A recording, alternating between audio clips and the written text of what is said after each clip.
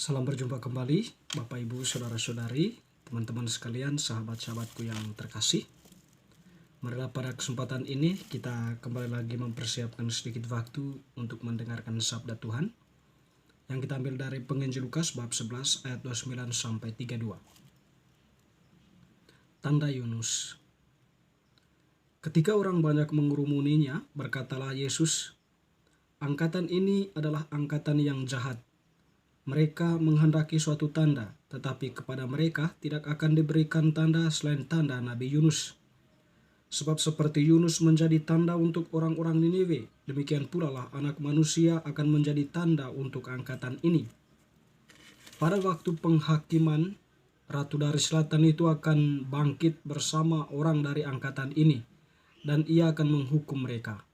Sebab ratu ini datang dari ujung bumi untuk mendengarkan hikmah Salomo, dan sesungguhnya yang ada di sini lebih daripada Salomo.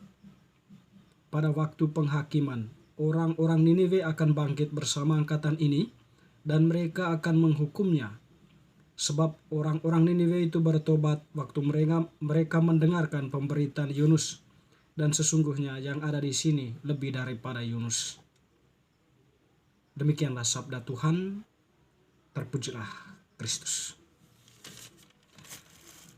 Bapak Ibu Saudara-saudari yang terkasih, Allah itu adalah Allah yang Maha Rahim ya.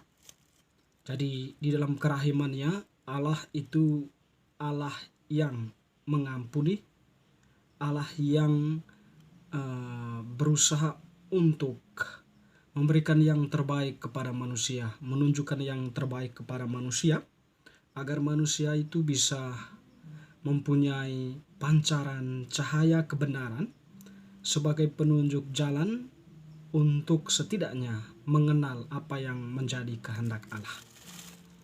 Pada kesempatan ini, bacaan Injil Lukas yang telah kita dengarkan tadi menampilkan kepada kita berkaitan dengan tanda. Jadi tanda ini kita pahami sebagai sebuah boleh kita katakan fenomena yang terjadi yang menjadi indikasi bahwa suatu peristiwa itu memang sungguh ada atau sungguh itu benar-benar terjadi. Nah, berhubungan dengan ini, maka ada banyak orang ketika berhadapan dengan Yesus itu menuntut tanda daripada Yesus. Tentu di sini tanda Yesus yang memang mengatakan dirinya sebagai Dia yang datang untuk memberikan pengampunan, belas kasihan kepada setiap orang yang mau bertobat.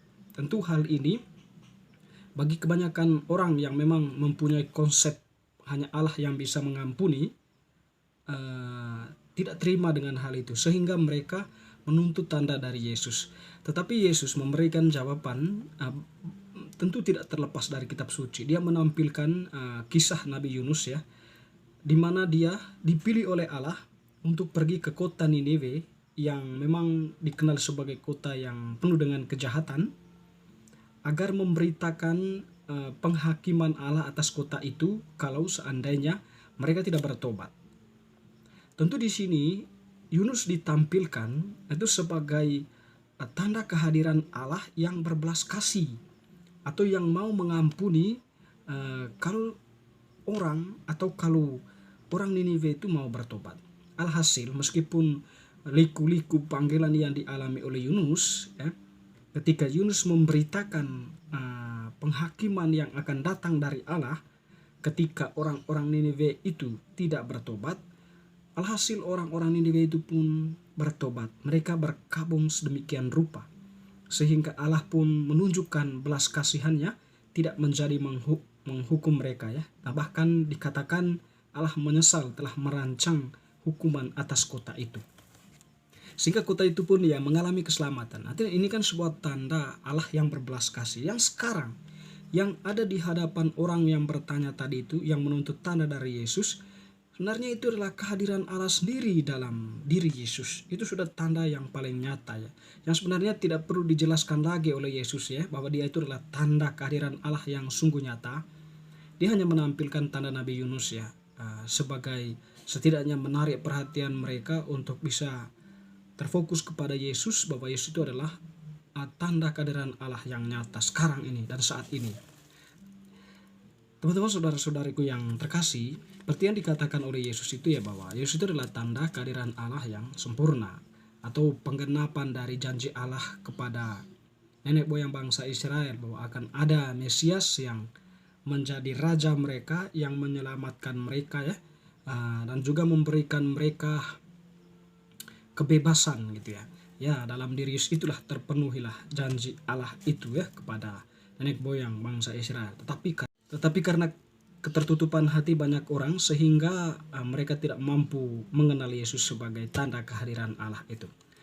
Teman-teman, saudara-saudariku yang terkasih, hari ini sebenarnya bacaan ini mau menunjukkan kepada kita bahwa Yesus itu adalah Allah Putra yang menjelma menjadi manusia dalam rahim Maria. Jadi dia datang sebagai Allah Putra yang mempunyai misi menyelamatkan kita, menyelamatkan manusia dari dosa. Dia menjadi terang dari kegelapan manusia.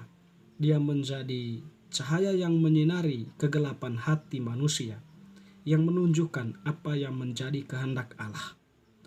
Jadi apa yang diajarkan oleh Yesus sebenarnya itu semua adalah indikasi bahwa Allah itu sungguh hadir. Allah itu ketika dia mengajarkan kepada manusia tentang kebenaran, di situ dia menunjukkan apa yang menjadi kehendak Allah. Dan dia itu pada akhirnya adalah tanda yang sesungguhnya.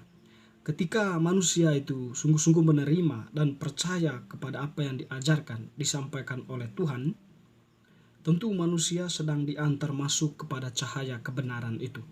Manusia akan dibentuk sedemikian rupa sehingga tampil dalam keadaan yang baik. Manusia akan mencintai kebenaran. Manusia akan mencintai kejujuran, manusia akan mencintai keadilan, manusia akan mencintai kedamaian lewat tingkah lakunya, lewat pola pikir dan perbuatannya. Kenapa? Kekuatan dari ajaran Allah, sabda Allah itu membentuk manusia sedemikian rupa sehingga dia bisa mencintai apa yang benar atau apa yang menjadi kehendak Allah. Manusia kalau sungguh-sungguh percaya kepada Allah, dia tidak menuntut tanda lagi. Kitab suci, ajaran gereja, ajaran yang disampaikan oleh bapak-bapak gereja, para uskup, para imam, itu adalah tanda yang nyata juga bagi kita, karena mereka sudah diberi otoritas untuk mengajar oleh Tuhan sendiri melalui sakramen imamat yang mereka terima. Dan kita sebagai orang yang telah dibaptis percaya sungguh bahwa Roh Kudus berkarya dalam diri mereka ya. Meskipun kita tahu bahwa sisi manusia dari setiap manusia yang dipanggil untuk menjadi pelayan Tuhan tidak terlepas, tetapi itu bukan menjadi sebuah persoalan atau bukan hal itulah yang dilihat. Tetapi yang dilihat itu adalah, atau yang menjadi pegangan kita itu adalah bagaimana mereka mengajarkan kepada kita tentang firman Allah ini.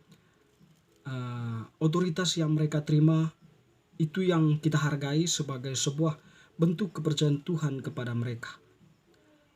Jadi gereja ketika mengajarkan tentang kebenaran, itu adalah perpanjangan dari atau kepercayaan yang diberikan oleh Tuhan Yesus sendiri kepada gereja untuk mewartakan kebenaran.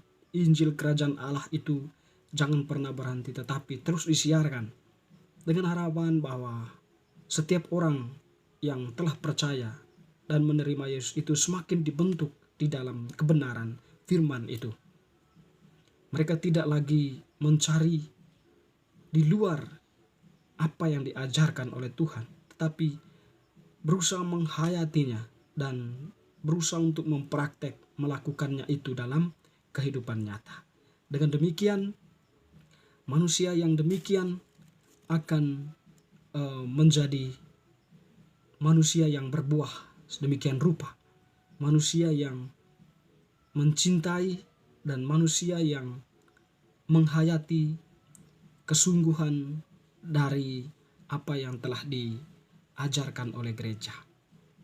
Dia tidak bersungut-sungut, tidak setengah hati, tidak mempertanyakan, tetapi melakukan, menghayati, melakukan apa yang menjadi ajaran gereja. Dan itulah tanda yang saat ini kita terima sebagai sebuah kebenaran yang diwariskan oleh Allah sendiri kepada gerejanya. Teman-teman, saudara-saudariku yang terkasih, semoga bacaan hari ini semakin meneguhkan iman kita, semakin meneguhkan semangat kita untuk mewartakan kebenaran, untuk menjadi pelaku kebenaran. Semoga. Amin.